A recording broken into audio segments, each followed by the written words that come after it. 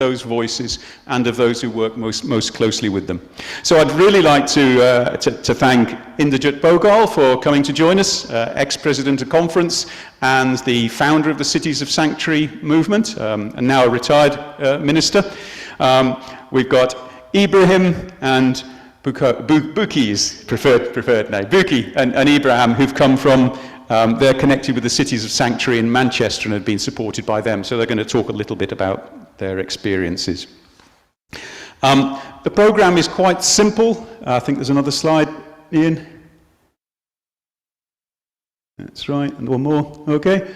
In a moment I'm going to ask Jeff to lead us in some opening devotions. Then Inderjit is going to talk for a short while about why we need to extend a welcome to asylum seekers within Britain in the 21st century. Then I'm going to have a little bit of a conversation with Buki and Ibrahim about their story, how they've come to be here and what their experience has been. Then Inderjit's going to join us for a slightly broader conversation. At that point, we'd very much like to get questions from you, explore what it is that you'd like to hear. And that is extended to those people who are watching on Zoom as well. If you've got any questions you'd like to ask to the panel, put them in the chat. Ian will monitor the chat and we'll ask the questions through that forum. So if you've got any questions on Zoom, put them that way. And then Inderjit's going to give a second a short talk about what it is that's actually he's doing with the City of Sanctuary movement and what potential there is for people to support that movement. And those of us who are in the room will have an opportunity to share a cup of tea or a cup of coffee afterwards. Those of you who are on Zoom can be allocated to breakout rooms if you'd like. I know breakout rooms are a bit like Marmite. You either love them or you hate them. If you hate them, you can sign off then. If you love them, you can hang around and do a bit of a chat in the breakout room. So that's what will happen at the end. So I think without more ado, I'll hand over to Jeff to lead us in our devotions to start off.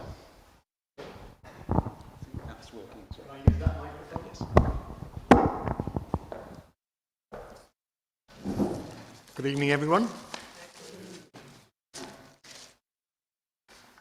We're going to begin with a hymn by Andrew Pratt. It's in Singing the Faith, 716. If anybody has got a hymn book with them at home and want to look at it, and we'll listen to that being sung, I gather, from a church in Bishop Auckland? Bishop Auckland. Okay. And please join in. Oh, yes. Yeah, sure. At home or here. Yep.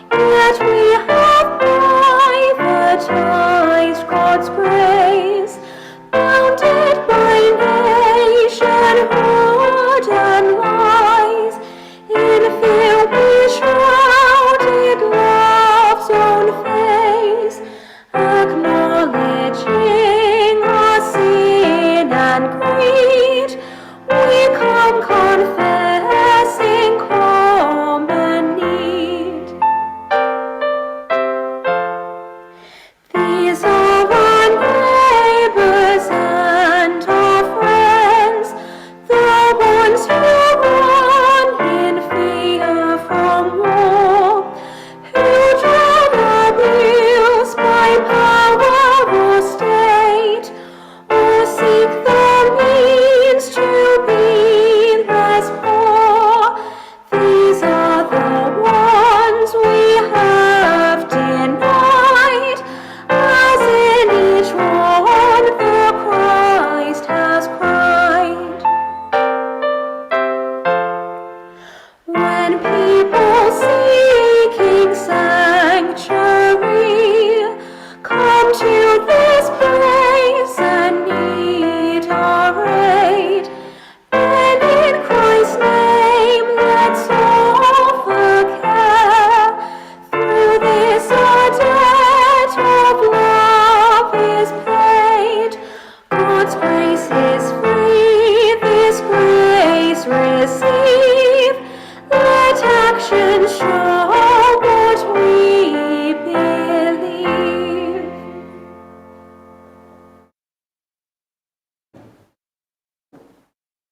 In our prayers and thinking, we shall be thinking and focusing on that word sanctuary.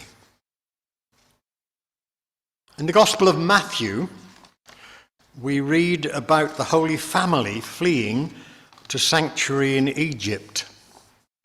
That story is seen by many scholars as highly unlikely, but that seems to me to be of no importance at all, because Jesus knew what it was to be the outsider.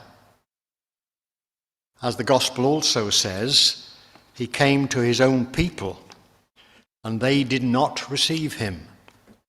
That could be the experience of many of the people fleeing from Ukraine. So, let us just remember now in our prayer those who seek sanctuary and those who may or may not be inclined to offer it to them.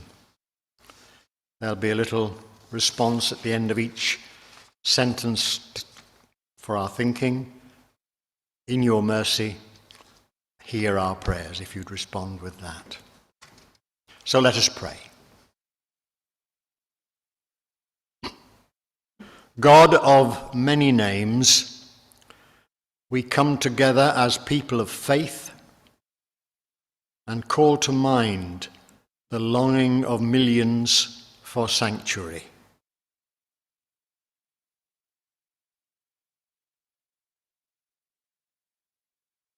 For the people of Ukraine, sheltering underground or wherever they can, in your mercy, hear our prayers.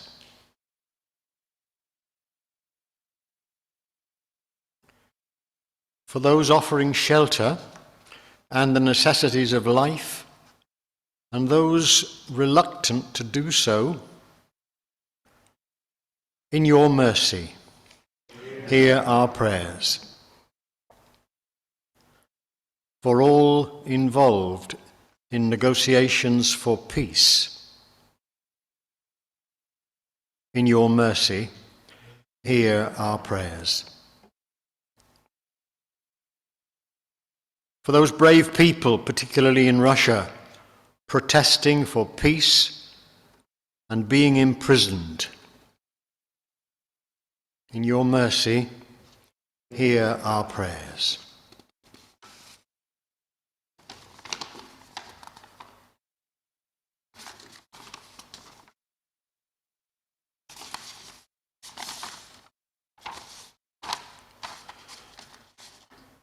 For all supporting the Putin policies, that they may recognize the evil they do and change. In your mercy, hear our prayers.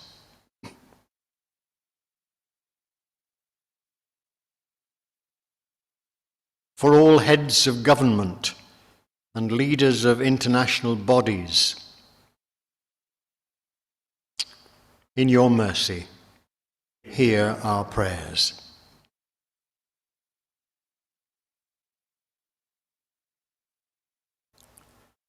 And finally, for the leadership of our own country, especially those who were once seeking sanctuary and found it here, that they may once again make the necessary U-turn. In your mercy, hear our prayer. Amen. Thank you. Thanks. Okay. Thanks very much, Jeff, and I'll hand over to you, Inderjit. Do you want the handheld mic, or do you want to come to the lectern?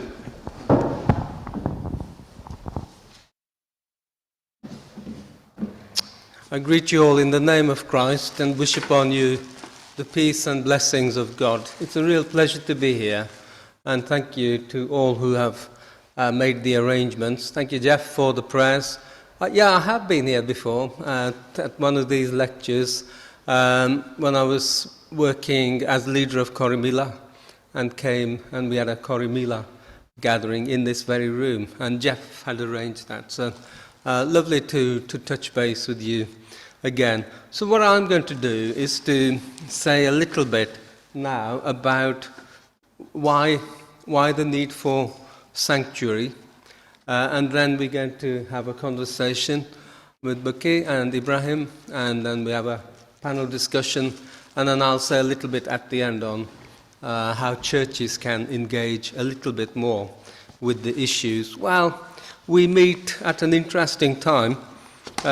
You may have listened to the news just an hour or so earlier and heard the President of Ukraine speaking in our House of Commons and saying what he had to say, choosing to be when the choice was to be or not to be, choose to be, word which I'm sure will resonate in the media and the press and in our conversations.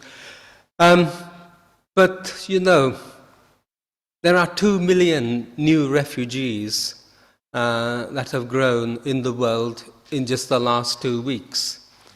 Out of those 2 million, 300 have got visas. This is the latest figure here in the UK, which is a fraction, tiny fraction. That actually represents the global situation regarding refugees. Most refugees just go next door, like the Ukrainians go to Poland, Syrians go to Lebanon, Somalis go to Kenya, or Zimbabweans go to South Africa, Afghanistanis go to Pakistan. You know, people take the shortest and the quickest route to safety. And it's a very small figure who eventually arrive in UK. So let's say 1,000 people have applied for sanctuary in the UK out of 2 million. What's the percentage? What's the percentage of that, you mathematicians? All right, that is really the proportion of numbers of people, percentage-wise, who head to UK. UK is not the number one port of destination for refugees. A tiny, tiny trickle of people come here. Poland has openly welcomed the Ukrainian refugees with open arms. Lebanon welcomed Syrian refugees. Lebanon has a population of 4 million. A quarter of those are refugees, 1 million. Just imagine if a quarter of our population were refugees, that the poorest countries on the earth absorb the people in the greatest need. Rohingya going to Bangladesh, one of the poorest countries in the world, and they just arrive, and they are there. It's not easy, but that's the scenario. So I brought one or two things to look at. This image here, I don't know if Ian can make sure those online can see that. That's clear? All right, now what can you see here? No. What can you see? If your sight is reasonably good, you know, I don't want you to tell me, but just have a think. What can you see? No. What we have here is a mother and child. It could be Mary and Jesus, you know. This was my Christmas card a couple of years ago because I thought it just is a kind of Madonna and child, isn't it? But this is a woman who was seeking sanctuary and who traveled on a boat from North Africa, Tunisia, up towards Europe. And if you do that from Tunisia, then the first piece of European land you come to is Lampedusa. Lampedusa is a tiny, tiny island, no bigger than the Isle of Man, smaller than the Isle of Man.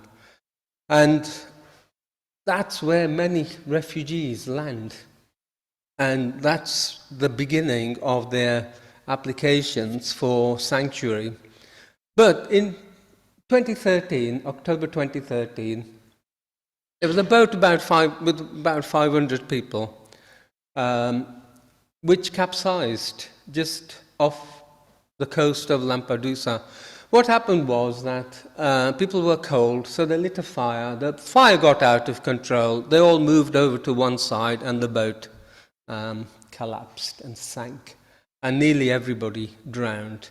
And all of a sudden, there were these bodies that were beginning to wash up on the shores of Lampedusa, and people began to think, well, there's something bad has happened here.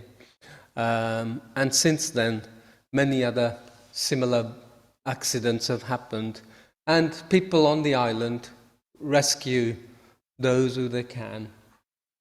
Of course, they feel we can't absorb too many people here. We're only a tiny island. It's what people in Britain said. We're only a tiny island. But there's a Methodist project there called Mediterranean Hope, and they receive refugees and look after them as much as they can. And one of them is a man called Francesco Pierbici, and he's an artist, and he draws. And he draws images of what he sees. And here is one image which he has drawn. And you can look at his website, Francesco Pierbici, and you see all his pictures there. There's hundreds. This picture, he said to me, and I bought it from him on a visit there. He said, we rescued this woman from the sea. That seaweed around her, the green, and you can see the water. And she had given birth while she was sinking. And that's her baby. So they lifted this mother, and attached to her still, but the umbilical cord was her baby. And he said, this is still going on in our world today. That's why. Earlier this morning, I was listening to somebody speaking from Ukraine, one of the refugees, and a question was asked, and she was in Poland. Women's Day today, and most of the ones who are suffering and are refugees from Ukraine are women and children. And she was asked, so why are people needing sanctuary?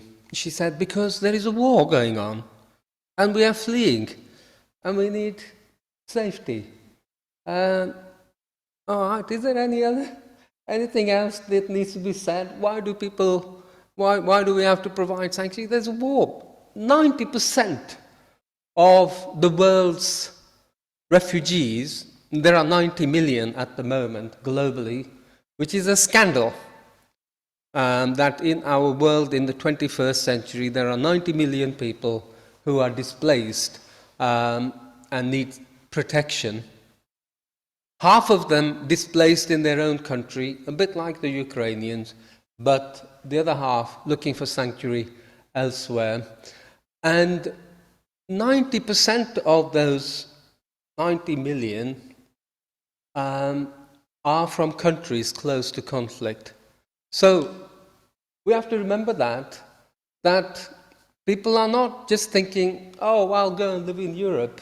No, I'll go and live in England. That's not what it's about. They have to escape. They have to get out. That's what we are seeing from Ukraine. Maybe that will help people to understand a little bit of the reality. And Ibrahim and Bukola will tell us that's the reality. People are looking for safety, and when people are in danger, fleeing for their lives, they are glad of welcome and hospitality. Somebody who greets them with a smile and says, yes, we're going to look after you, and we're going to make sure you're safe. So, when I was on Lampedusa, I went on to the boat I'm talking about that sank in 2013, and there's a little area on the beach which is called the Boat Cemetery, and on that area are all the boats which have collapsed or capsized off the coast of Lampedusa. There are dozens of them, and it's a sad sight. And I got on to the one, and there were a few things there which you could just take them, and I took a sock, and I thought, who was wearing this? If this sock could speak, what would it tell me about the one who was wearing this? Where's the other sock? Well, where's the person who was wearing this? It says on its sport, perhaps a young person, tall, a person with aspiration and hope for a good life. What would be their story? I broke off a piece of wood. You can see from the charred part of it that it had caught fire. And it was just this much I broke off, and I brought it home and I made it into a kind of a cross. This is my Lampedusa cross, and I use that in worship. And I picked up some rope from the boat. So what stories would this rope tell us? So now I've put away my stoles, my religious stoles, and I use this. This is my stole now. So when I'm conducting worship, I was preaching in Marple last Sunday. I was wearing this, and I tell the story. And what stories would this rope tell? And I will wear this as long as there are people seeking sanctuary in our world, as a reminder to us of what is needed. So why is all this so important to me? Well, my mother and father left India in 1947. What happened in 1947 in India? Partition, independence from Britain. 12 million people were crossing each other across the new border between India and Pakistan. And in that time, there was murder, rape, pillage. My mother and father were young teenagers. They will have seen awful atrocity. And they went away from there. They went to Africa for safety and a better life, to Kenya. And that's where I was born, in Nairobi. So African blood in my bones too. And then what happened? 1964, Kenya became independent, and they had to get out again. So we were for 9 months in Tanzania, next door. That's what happens. Tanganyika as it was, for 9 months. During those 9 months, I later learned my mother was pregnant, and then we came to Britain, and it's been my home since. But on both of those occasions, 1947 and 1964, my parents had to leave because of British politics. No. That's why we're here. That's what brought me and my family here. And that's important. So I was 11. I could speak 5 languages by that age. One of them was English. And I helped from the age of 11 all those Indian people who couldn't speak English well to fill in their forms to handle immigration procedures. And so, all right, I'm nearly 70. For 60 years, I've been doing this work. So it's not something I've come to recently, thinking there are refugees in the world, we need to do something. I've been working on this. And as a minister, as a Methodist minister, I supported anti-deportation campaigns. I worked with churches together, British Council of Churches, to organize something called Sanctuary. and wrote guidelines to help churches to give sanctuary. This is in the 80s. In the Methodist Church, we created guidelines for sanctuary in the 80s in the conference. And in 1997, I walked from Sheffield to London with a letter for the Prime Minister asking that asylum seekers be not detained in conventional prisons because they haven't committed a crime. To apply for asylum is not a crime, and that's unjust and illegal, shouldn't happen. And then I walked from London to Campsfield in Oxford Detention Centre for the same reason. There should not be people detained just because they haven't got the papers. Look at all those people leaving Ukraine. Nobody's going to go and ask for a visa before they escape a tyrant. They just run. And I visited, as president of the Methodist Church, every detention centre and challenged the government to not detain people just because they haven't got the papers. So, my friends, in 2015, the world came to a new place in terms of an understanding of refugees, because Europe suddenly, there was a boy who was found dead on a beach, and that really caught the imagination of the world, and that is what created the 2015 scenario, in the way that 2022 is now before us, looming large, because this is an event that's happening in Europe. So I stand here.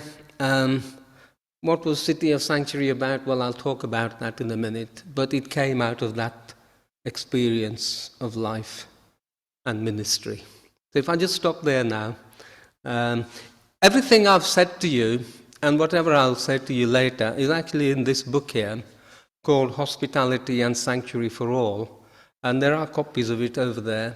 You can have a copy, just take it. I'm not interested in these sitting in boxes in my house, but you can make a donation which will support work with refugees of, I suggest, £5, something like that. But if you want to take one, just take it. If you want to leave a donation, just leave it over there by the books. All right. I'll talk to you again in a few minutes. Thank you. Thank you so much, Inderjit. So we're going to move for a few minutes to chatting to Buki and Ibrahim. And I'm going to start off just by asking you to say a few words about what your life is like at the moment. Where are you staying at the moment? What are you doing? So what's life like at the moment? So maybe first to you, Buki. Thank you, everyone. Thank you for having us here. My name is Buki. I live in Manchester. I flew to England in 2015 with my children to seek for safety, sanctuary. And since then, life has been not too good because of the situation, the outside environment, and I and my children, we are struggling at the moment. The accommodation we are living is not so good. There is pets, rats in the building. Most of the time, the heater, the boiler is not working. And when we complain, nothing is being done. So that's what I'm facing at the moment. Hello, everyone. My name is Alimami Ibrahim Bangura. I flee from Sierra Leone due to persecution. Presently, I can say my life is partially okay. I came here in 2018, November 26. I seek for refuge at the airport. Since then, I was getting so many hurdles. With the help of God and the help of City of Sanctuary, especially Liz, she was there for us whenever we need her. She really helped us a lot, both financially sometimes, and both let me just say, it's like City of Sanctuary is like our own family, because most of us here that are in this country, most of us have family. But due to the coordination of the sanctuary, bringing different people from different backgrounds, despite your race, your ethnicity, your religion, everything, they just make us feel that, yeah, we are still home, although we are facing more challenges from the government. But I can say City of Sanctuary is really there for us. And for me, I just got my state up, but yet still, I'm still getting some anxiety and depression. You know, transition period is a very difficult period. And I believe we will get there with the help of all of you. By the grace of God, we are going to make it happen. Thank you. And perhaps you could say a few words about where you've come from. What is it that's brought you here or driven you here? Thank you. I came from Nigeria, and I came from Nigeria to seek for safety for me and my children, for my daughter, 2 daughters, because my family, my husband's family, and my husband, they want to perform FGM, female genital mutilation, for my girls. And I've seen people that they did it for, they bleed to death, you know, and it's a horrible thing. So that is the reason I flew here, for safety. And since then, the government, the Home Office, they did not accept my claim. I don't know why. And since then, we've been struggling to the extent that my children, they have anxiety. Even me, I'm having depression, you know. And my first daughter, she finished from college, you know, in 3 years ago with distinction, you know, but she couldn't go to university because the money they said we should pay is over £18,000, you know, and she's just at home, not happy. She saw all her friends moving on, going to uni, you know. It's tough and hard. Thank you very much for sharing that with us. My name is Alimami Bangura, but my Muslim name is Ibrahim. So, like what you just said, when I was young, I was suffering from polio. So people think the thought is that people like us, we are not useful in the society. People who are like us, we are like an inferior, we have no goods.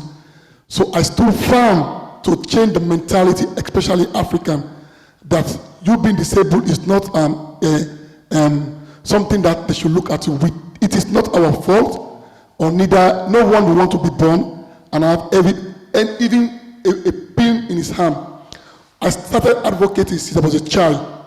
So, due to my advocacy, I decided to join politics, because by then, in the political arena, there was nobody, like no disabled. Because you look at us, like I just said, that we don't have any use in the society. And also the LGBT community, that was what I was campaigning for. I just believe in life, human being, we are all the same, despite your ethnicity or your physical looks. I just believe what able people can do, disabled can do at the same time. So I decided to join politics when I was in school. That was 2007. I started campaigning, going radio to the radio station. Although yes, during that time, I was getting very challenges. There was a time when they want to eradicate polio in Africa. So there's a slogan going on, kick polio out of Africa. I can still remember sometimes I got kicked by my friend. So when I asked them, they said, yeah, this is the slogans, you know, the mentality of them, they think maybe that is the best way to kick them out. But yes, still, I still stand for the cause that I'm fighting for. So due to my advocacy, when the APC government came to power, I started campaigning for that particular government. I got scholarship to go to Nigeria under the Nigerian Commonwealth. So I went to Nigeria. Yes, still I'm still doing my campaign for the disabled people and the LGBT community. Even some people are looking at me, maybe I'm an LGBT, my family, my religion. They even want to abandon me. Why? You know it is bad, this, that. why are you supporting people, LGBT people? I always tell them this thing, and I always have my smiling face. Those are their wish. We should leave them, and they should live the way they wanted to live. I was in Nigeria since 2011 to 2015. I finished my studies. I graduated with economics in Nigeria. I came back to my country. I started working at the National Revenue Authority. So in 2018, I was the only disabled that contested for Member of Parliament in my constituency, which is constituency 119 in Freetown, the capital. I think it's the biggest constituency in Freetown. So after the election, I know I'm not going to win the election, I know, but I just want to create a platform wherein people see, no matter your circumstance, you need to stand by your feet. No matter your circumstance, you need to be there for everybody. So I contested for the election, although I was getting some challenges when going out for campaign, especially my religion. I'm a Muslim. So people say, you are a Muslim, why are you supporting LGBT people? I said, no, it is their right. Because Islam said that God judge you through your heart, not what you said or what you do. I just be that mentality in myself. Sometimes I got bullied, sometimes I got like insultive language. Some people, even my religion, they don't shake my hand. They don't think maybe I'm part of them. I accepted the fact, whatever they said. So after the election 2018, the party I know we are going to win, we went for a runoff. So I supported the ruling party. So later on, the ruling party got lost the election. So they start targeting me that now you think this is your party, something like that. So yes, I still stand by my feet and say yeah. So the past government, the agenda, there was no provision for like disabled people. There is no agenda, nothing that's like say this is for people that are like what's happening in Manchester or UK. There's a provision for people with disability. There's nothing. And most of these people are beggars. Most of them live in abject poverty. Most of them are like, they see them as left out in the society. They only need to beg and survive. So I planned a demonstration that we are going to demonstrate against the government because the way my friends, my brothers are living out there is not favorable. So with that demonstration, I got locked in prison like for 2-3 days. And sometimes they look at people with disability, they are very stubborn. So the people give the government a hard warning that if they don't release me, they'll bounce on the street. And by then, the government don't want their reputation to get scandal. So they release me. But yes, still, I start fighting again. But when things get tougher and tougher, so when I see a way to flee for my life, because one thing I was thinking, I can't run that fast. Maybe they'll plot against me. Maybe capture me in the corner and do bad to me. Nobody will know who did it to me. So when I get this opportunity to fly to England for a conference, I came. As soon as I get at Manchester Airport, that was the 26th of November 2018. Just 3 days after my birthday. I get at the airport. There was a woman that wanted to deport me at the same time. So I explained my story. With all that, the woman took me to detention for a night. I was also suffering not just from the polio. I have some kidney issue that I was suffering from. I even brought all my evidence. So at the detention center, there's a godly woman in the morning. I think she's the head of the detention. When she came and saw me with my condition, with all my health record, she got mad at the people that took me to the detention. I said, why must you look at the man's physical look? Look at the man's health condition. Why must you put it in detention? I was so pissed off, but I know yes, that is the will of God, and that is what God wants me to be. So in the morning, they released me. They asked me if I have a family. I said no. But by then, I have a friend who is school in Nigeria. He's a Gambian. But by then, he got scholarship in Canterbury. It was the only number that I had by that time. So they asked me, do you have any family? I said no. I said, but I have a friend. They said, okay, you can go to your friend. I moved to my friend at Canterbury for 1 or 2 days. I came back to Liverpool Home Office. That is my terrible day since I came to UK. By then I have money with me, it's like 200 pounds. I can't remember the money again. I came. I went to the Home Office in Liverpool. I was there till 3 p.m. or 4. They didn't give me accommodation. I have my box, a big box where my luggage is. And they asked me, I must make sure I finish that money before they can give me out. I said, but I don't know how the system of UK runs. They left me outside. I was coming, I was crying. I don't know anyone. It was cold. And what I'm suffering from, people's polio, we are like, there's no correlation between coal and us. We don't need coal. We don't need a too cold environment. I was crying. I went to the police station again. I reported myself to the police station. They said they can't accommodate me at night. So the woman took me to a place called Whitechapel in Liverpool. So I was so happy when I get there. I got a warm welcome. They took me to the place they used to sleep. At that very night, I got attacked. My kidney stone started paining me. So they took me straight onto Royal's something hospital in Liverpool at that night. I spent 4 good nights at the hospital. When I got discharged again, I went again to the same migrant, you see. It's an asylum link in Liverpool, I forgot the name, that do help people. I went there.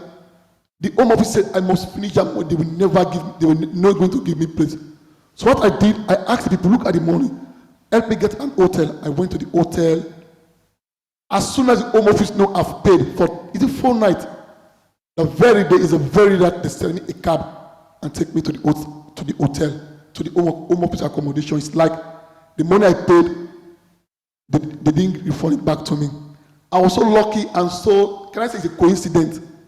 So they moved me to Manchester. That was January 6, 2019.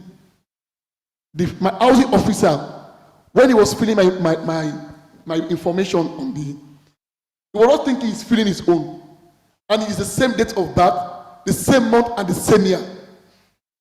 I was so lucky. He said, what?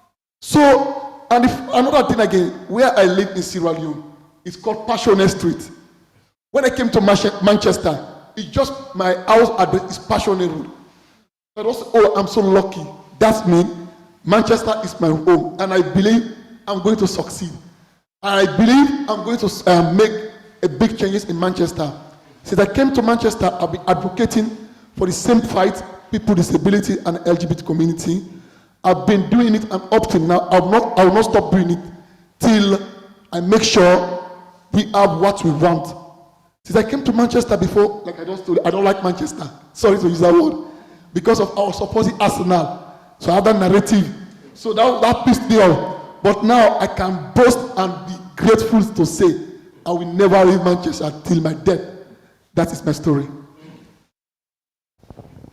Thank you very much for sharing that. I think you've gone on to the question I was going to ask, so, which is great. So I'll just give Buki a little chance to sort of catch up. What experiences have you had fighting to stay here since you got here? I've had so many difficult experiences. Number one, being a strange place, to settle down for me and my daughters, for enrolling my children in school, I find it difficult then, before we found help, before somebody helped me to get school for my daughters. And the place we are living before, it was in Ashton. We don't know anybody. Sometimes when we are in the bus stop, we want to take our bus. Some people might just be driving, they will just be saying F word to us, Those are the challenges that we faced when we came. But later we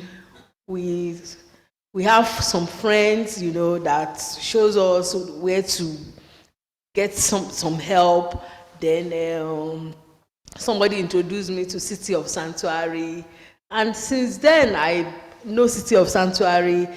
Is a welcoming place. And they help in so many activities, because I have a chronic depression, because I'm always at home thinking. I'm on my own. And since I've been going to City of Sanctuary, it's been so good.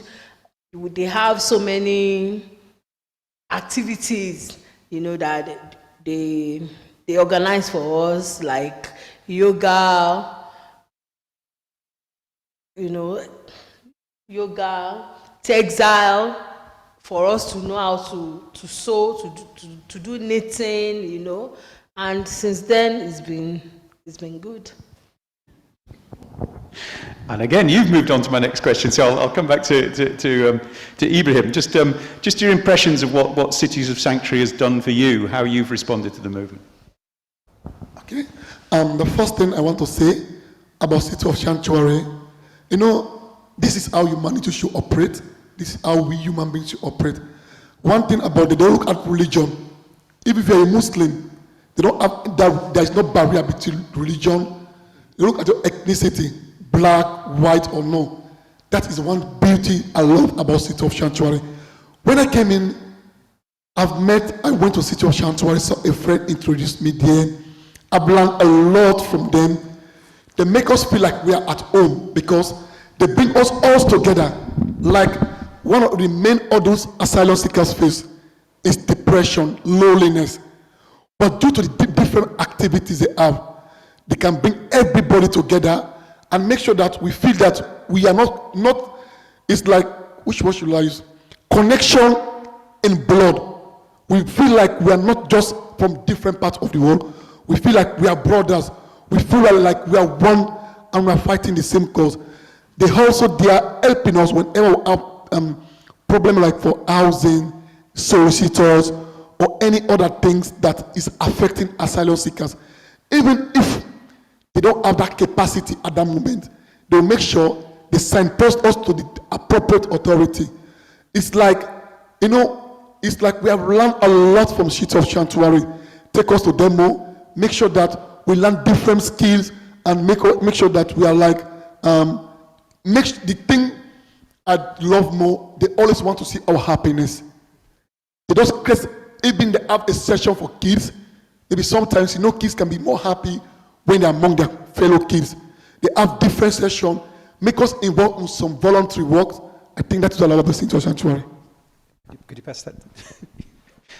So thank you very much. We're going to move to a slightly different stage of the conversation where if any of you have got any questions you'd like to ask of any of our three speakers, please do. If any of people on Zoom have got any questions, please put them in chat and Ian will handle them. But while you're just thinking about what you might like to ask, I'll just pass back to Inderjit, because we've heard two voices and stories here, and I'm sure they're reflective of many hundreds, thousands of stories you've heard, and whether you'd like to reflect a little bit on the universality of these stories. Well, if there is something to be said about all of us, it doesn't matter who you speak to, where you live. If you said to them, what is it that's really important to you? Everybody wants to be safe. No? The world in which we live, the fears everybody has. What's the number one priority of everyone? Everybody wants to be safe. Doesn't matter who you are, where you live, what the color of your skin is. That's the number one need for us all. And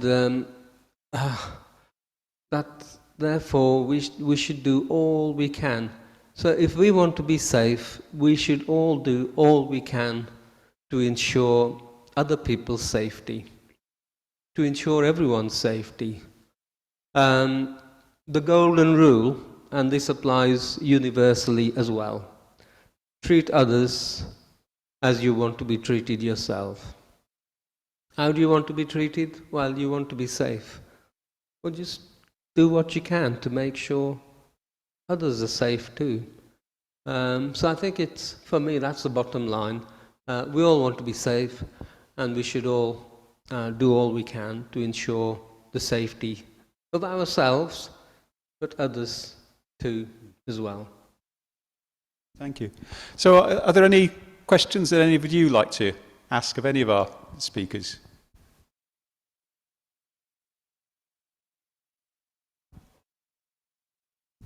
Is there anybody in chat that's put anything? No? I'm going to give you a minute to chat to the person sitting next to you and have a chat with them about what you'd like to ask these guys. Okay?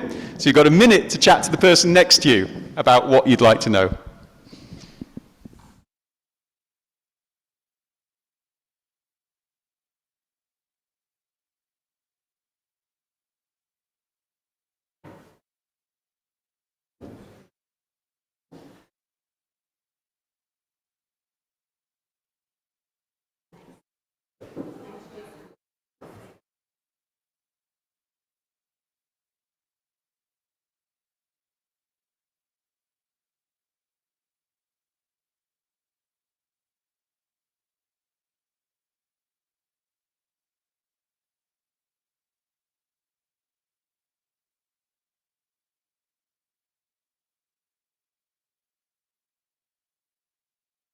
Okay, so some of you have obviously been able to share thoughts with each other.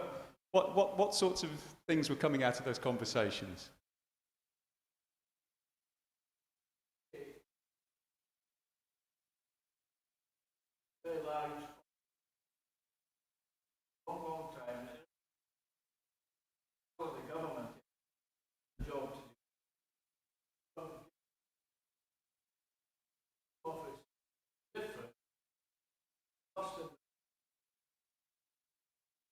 Okay, so I'll just repeat the question in case it didn't come across clearly on Zoom.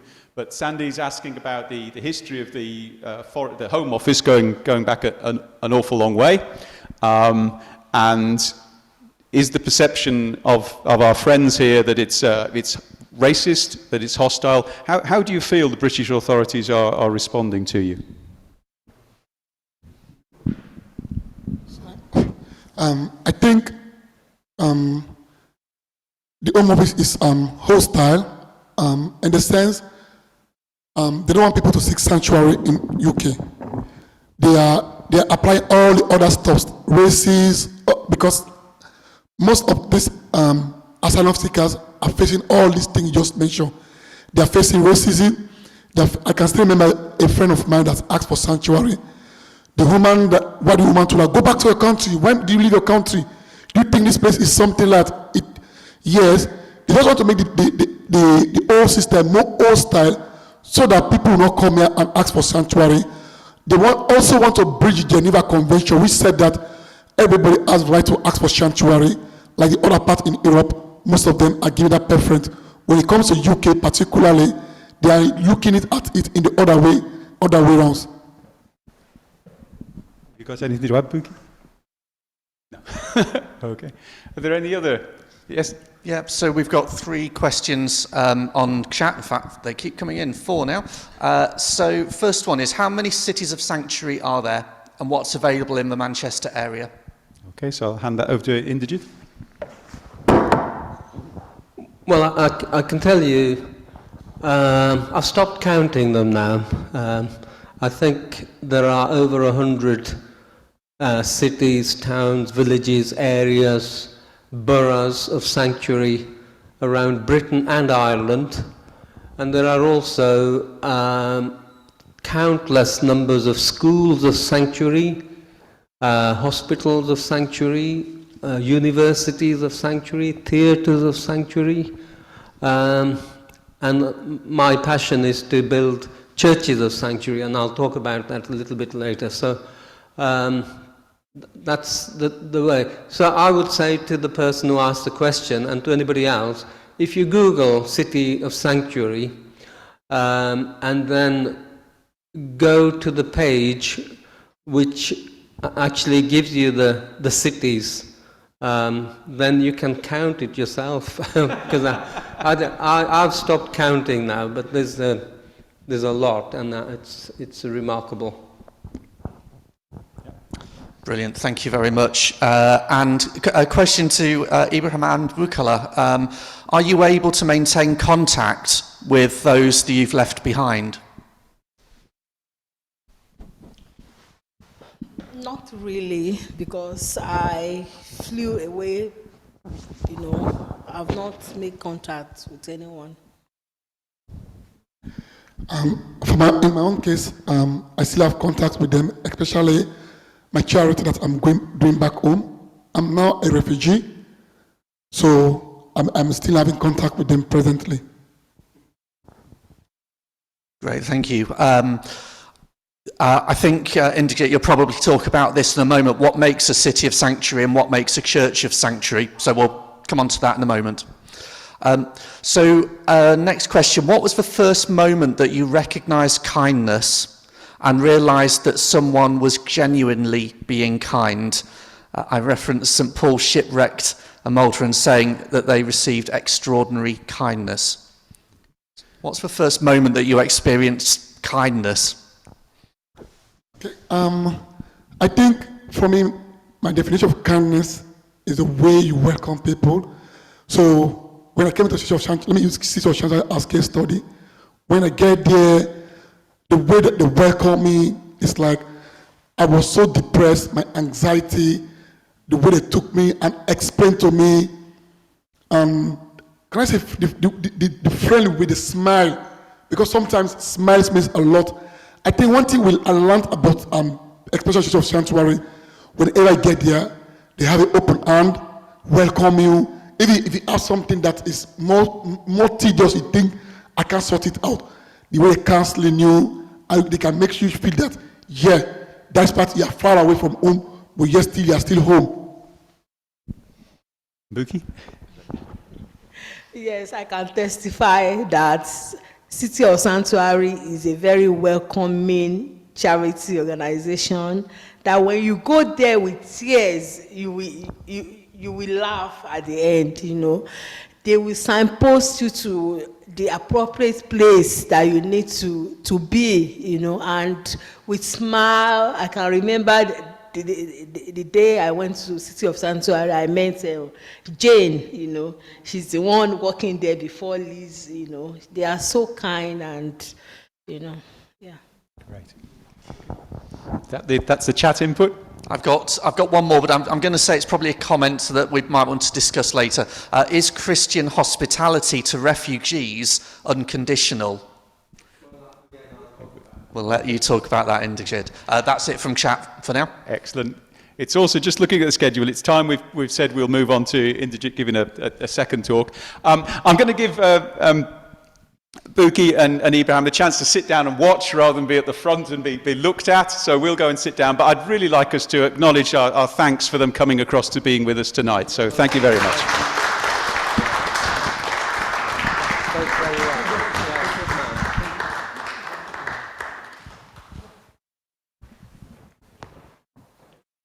And I'll now hand back to Inderjit to tell us a little bit about Cities of Sanctuary and what they're doing in particular.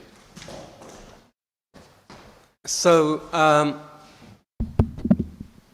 when I was living in Nairobi, I learned English from an Indian woman, and she gave me a gift one day. I think I must have been about 5, maybe younger. And I thought, why have I got this gift? It's not my birthday. I don't think I'm doing well in English, and so on. And I asked her, and she said, it's a Christmas present. And that's all I remember about it. So she must have been a Christian woman. I'm from a Sikh background. My family is Sikhs. So unconditional generosity. She just gave me a gift. Now, here I am with my history in the life of the church. What influence did that lady have on me? Without me knowing anything about it. I couldn't tell you her name. I know nothing about her whatsoever. But I've no doubt that her generosity, has made me who I am. And then the other story, I would say, when I came to live in this country, at school I had a very bad time. My real claim to fame is I went to school with Lenny Henry, and he's a comedian, Bukola and Ibrahim, and we went to school together. And if you listen to Lenny, he talks about his school quite a lot. We both had pretty bad experiences. We both left school without any qualifications. He's a doctor now. He's a knight of the realm. We both made our contribution to the life of this country, but we left school without any qualifications because our school didn't think we were up to much good anyway. So school was bad, and my schoolmates, they would rub their shoulders if they'd rubbed against me because they thought this was dirt and they had to wipe it off. And they'd wipe a chair I'd been sitting on before they sat on it. That was my school experience. But I went to the nearest place of worship to my house. It happened to be a Methodist church. It could have been an Anglican church or, it could have been a Quaker meeting house and so on, but it was a Methodist chapel. And I went there. When I arrived there was a gentleman at the door who said, "Hello, young man, you are very welcome. Come on in. You sit over here and I'll come and join you in a few minutes." No. What a contrast. That's why I'm standing here today, because I was welcomed so nicely and politely and generously, unconditionally. And you know what? Next Friday, I'm going to receive the World Methodist Peace Award. The last person to receive that in England was that gentleman who welcomed me, a man called Bert Bissell. He received that award in 1987. Since then, I'm the next person. So what influence has he had on me? Immense. And so never underestimate the value of welcome. Those of you who stand at the door and give a welcome, you do not underestimate your ministry, and please be utterly expressive of welcome and receive people very well. It's lovely to be welcomed nicely. We all want, that's again something we all want. We all want to be safe, and we all want to be loved. We all want to be valued. So looking at, I said I have a passion for Church of Sanctuary. I want to talk about that a bit and put it into the context of City of Sanctuary. And Church of Sanctuary is not a novel, new idea, but one that has a long history in Britain and Ireland. And I'm encouraging people to really just go back into history and to bring us back into the future, to discover our future. The concept of sanctuary is rooted in the Bible. Sanctuary, or hospitality with safety, is a long-standing prophetic theme of the Hebrew and Christian scriptures, which is found in the law books of the Hebrew scriptures and echoed in the teachings of Jesus about how we are to treat our neighbor, how are we to treat the outsider. So, here's a question for you all. You're all familiar with the words, love your neighbor as yourself? Everybody knows that, whether people are churchy or not. Do you know how many times it is written in the Bible, in the Hebrew scriptures, say, what is called the Old Testament? You know how many times it says, love your neighbor as yourself? I don't want you to give me the answer. I'm not trying to catch you out. But the answer is just once. Leviticus 19, verse 18. Do you know how many times it says, you shall also love the stranger? 37 times. Yeah, we all know the words love your neighbor as yourself, but we've never heard about love your stranger as yourself. You hear sermons on love your neighbor as yourself, but when did you hear a sermon on the words, you shall also love the stranger as yourself? Because that sentence in Leviticus 19, 18, if you read the whole of the chapter, you'll see that it goes on to say, well, it's an expansive way of looking at this. It also means Don't just love those who look a bit like you, you're also to love those who don't look like you, who are different. And so sanctuary is a concept that has emerged in the world, in USA, here in this country in the 80s, as I was saying. I was working on it with others. And Church of Sanctuary is a commitment to ensure that congregations go out of their way to welcome people, especially those who are seeking sanctuary, people who are refugees, and other isolated and vulnerable people who are having a bad time, maybe at school, like I was, or make sure people are kept socially connected and have access to support and protection. Just make sure no one is isolated. That's where we are now, isn't it, with COVID and all that. So in summary, Church of Sanctuary works by 3 simple steps, and it has to involve the whole of the congregation. So you've heard about echo churches and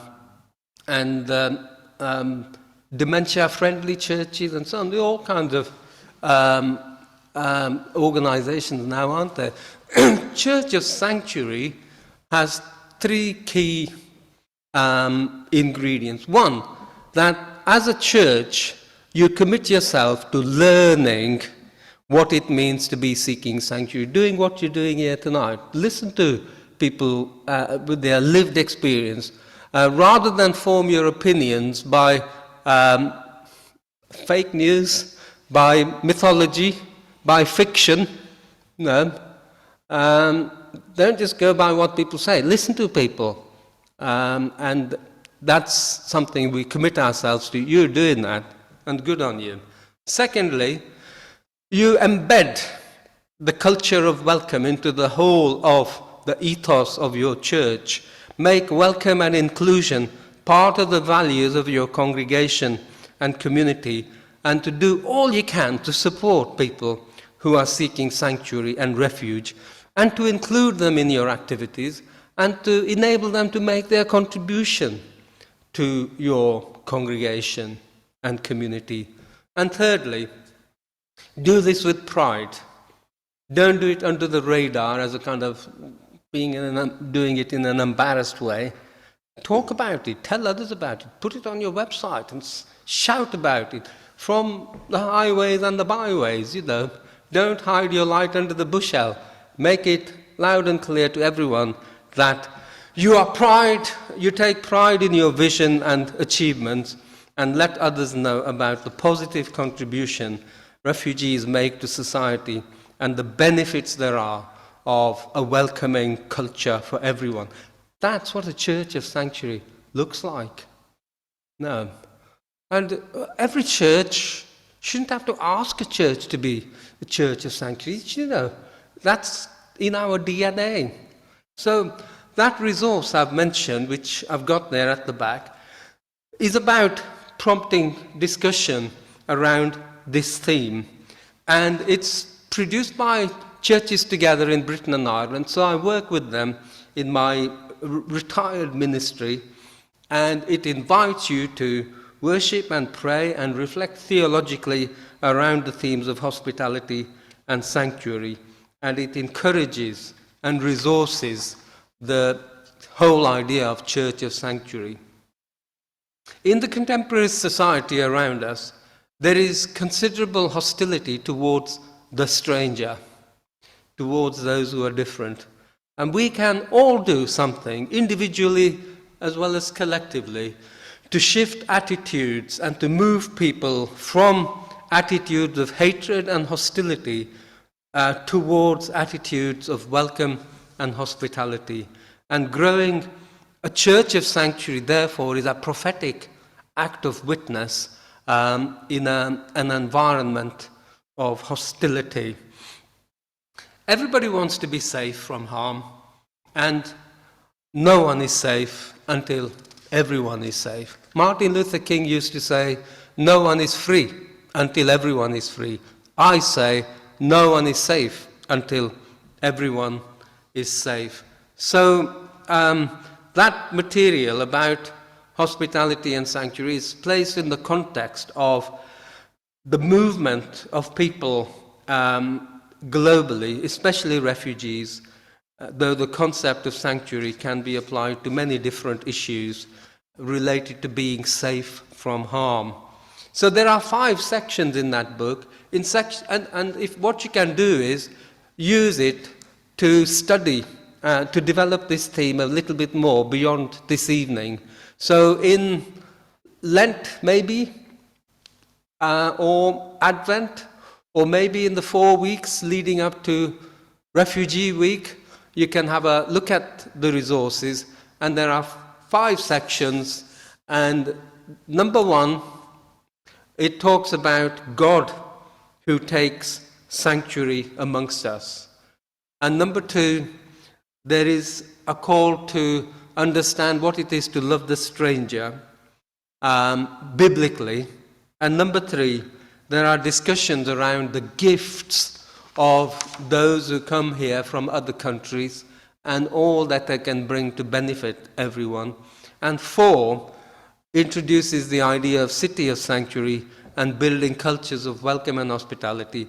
And section 5 offers ideas for worship and prayer and action. So you can have 4 weeks of studying the material and finish with an act of worship with the whole congregation and commit yourself to saying, we would like to be a church of sanctuary, and during the next 12 months we will do this to bring us to that point. So make your place, make your church a church of sanctuary where all are treated with warm welcome, generous hospitality, and protection from harm. Look what it did to me. A warm welcome. And what I brought as a result to the whole of the Methodist connection. And a good Christian symbol of what I'm talking about is Holy Communion. We say, when we have Holy Communion, this is a foretaste of the heavenly banquet prepared for all. I say, it is a revelation of the world as it is meant to be, a place where all are treated equally. All have a place at the table. Everyone equally benefits and belongs, and no one is made to feel like an outsider, a real sign of the kingdom of God. So just to finish what I'm saying, city of sanctuary, to put it into the context of that, I've lived in Sheffield since 1987, and I've got to understand its history and of people coming from different parts of the world. And there are many organizations supporting refugees. And one day I thought, I'm going to invite all these organizations to meet together, and we'll celebrate the good work they do. And we did that. About 50 people turned up from different organizations supporting refugees. And then at the end of it, off the cuff, I stood up and said, and you know, you're doing great work individually, separate organizations, but if we work together, we could really make a big impact in our city. And I said, there's an ancient concept of cities of refuge, and that's what the Bible talks about.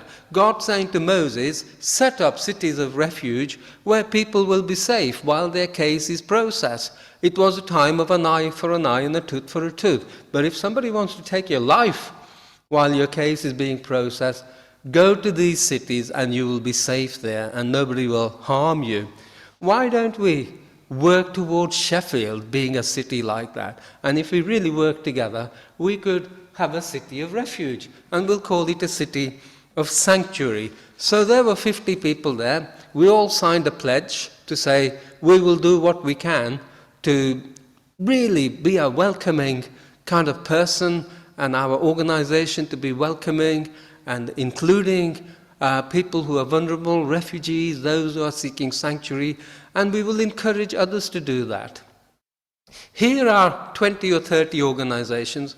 Go out and get 20 or 30 other organizations, and if there were 60 or 70 organizations in our city who signed up to say, we will do all we can to be an inclusive city, we could go to our local authority and say, that's the kind of city we want to live in. You are our political representatives and accountable to us. How are you going to support us to build this kind of city?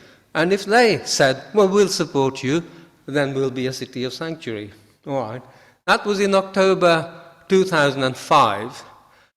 And I said, by October 2015, we should be a city of sanctuary. But, you know, in 2 years' time, Sheffield was declared a city of sanctuary. They built up such a momentum in the city. And then others began to ask, how did this happen? And we'd like to make this our city a place like that too. So, and here we are with over 100 cities and towns and areas and villages that are declared cities of sanctuary. So, my friends, being a church of sanctuary is not the end. Being a city of sanctuary, becoming a city of sanctuary is not the end of the process. It's only a point to reach. What it means when you're a city of sanctuary is to say that there are hundreds, thousands of people here in Manchester, in other cities, who are committed to building a culture of welcome and hospitality.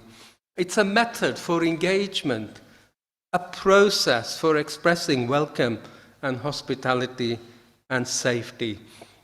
And I commend it to you. And as we do this work, I want to say to you, remain open yourself to lessons from those who speak to us, those who come here from other countries, like us three here. Remain open to what we say to you. What are we saying to you? Be free to move. The first commandment in the Bible from God to people is, go into all the world and fill the earth. The first commandment is freedom of movement. And in the process, learn to adapt to new circumstances. That's what we have had to do. You learn to live in new places. Be courageous in the way you have heard here, and be a gift to all around you, wherever you are.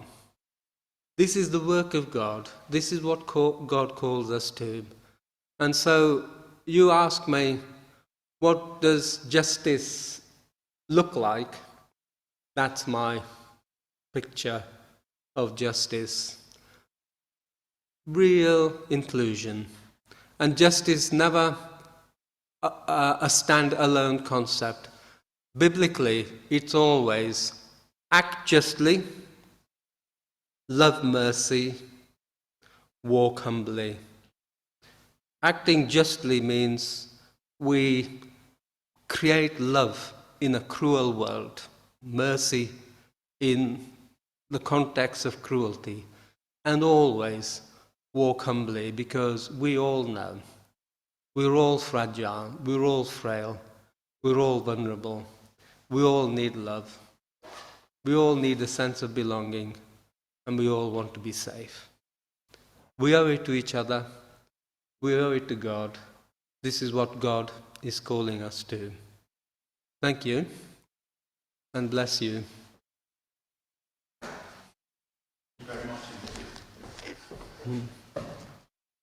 You've kept remarkably to time, so so would you be prepared to take a couple of questions if there is any? Has anybody got something they'd like to ask from what they've heard? We don't have to. You can go and have a cup of coffee, and I think Inderjit will stay have a cup of coffee with you. So, sorry, Kat. Say that our church is next door almost to one of the hotels that are being used by the Home Office currently. So we have a welcome group once a week.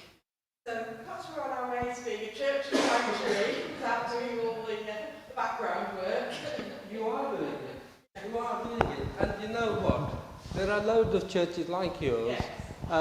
So it's not about, there isn't a kind of a tick this box, it's not a tick box exercise. It's just about being church, isn't it? You're just doing it. And so you don't need to be called a church of sanctuary, but there are, churches that say this is eco-friendly church or environmental friendly church, and this is an investors in people place. And why not? As I say, do it proudly. Say on your church, this is a church of sanctuary as well, with pride. And the way to get that certificate, if you like, there is an application form on the City of Sanctuary website. Just fill that in, send it to them, and you can get official recognition. Been a little reluctant to blow our trumpet Oh, no. or say too Yeah. much because it warns that people are at risk around the neighbourhood while they're staying at home.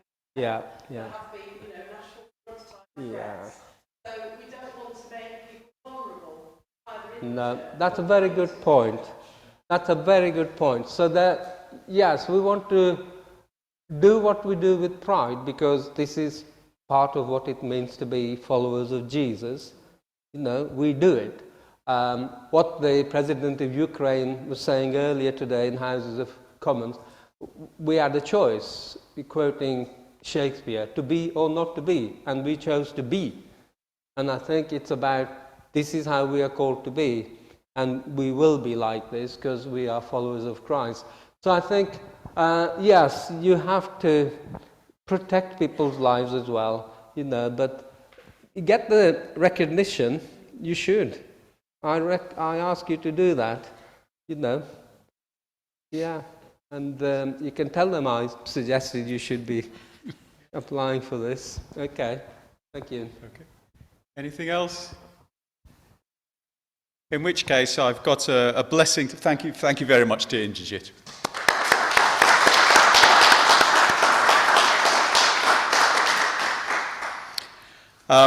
Look, I just have the slides again, Ian.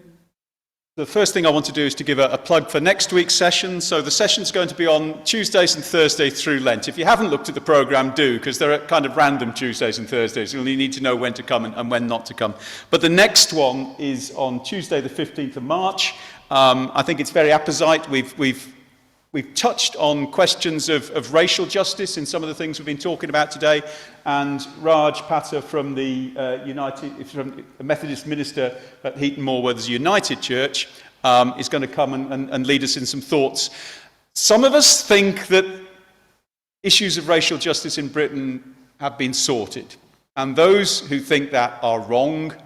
And we need to acknowledge that and confront those issues within ourselves, particularly perhaps in a place like Bramall, which doesn't have very many people from ethnic minority communities. So I'd really encourage you to come along and be led by Raj, who talks very eloquently on these issues.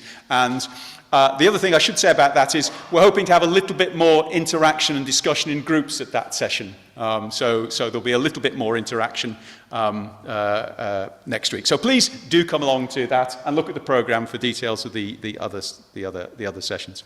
I'm going to close with a blessing that has migrated. It was initially written in a German publication. It got picked up by a Scottish publication, and now I've translated it from Scottish into English. And we'll finish off with these words, which I'll just read out for you. May God bless us, our God, who called the world into being, who breathed us into life, who provides us with new strength. May God bless us, our God, whose love does not know borders nor walls, whose justice will come. May God bless us, our God, who casts down the mighty from their thrones and lifts up the lowly. May God bless us, our God. Amen. And I'd just like us to express again our real thanks for all three of our speakers for joining us, and then I'd invite you to join us for a coffee or a tea afterwards.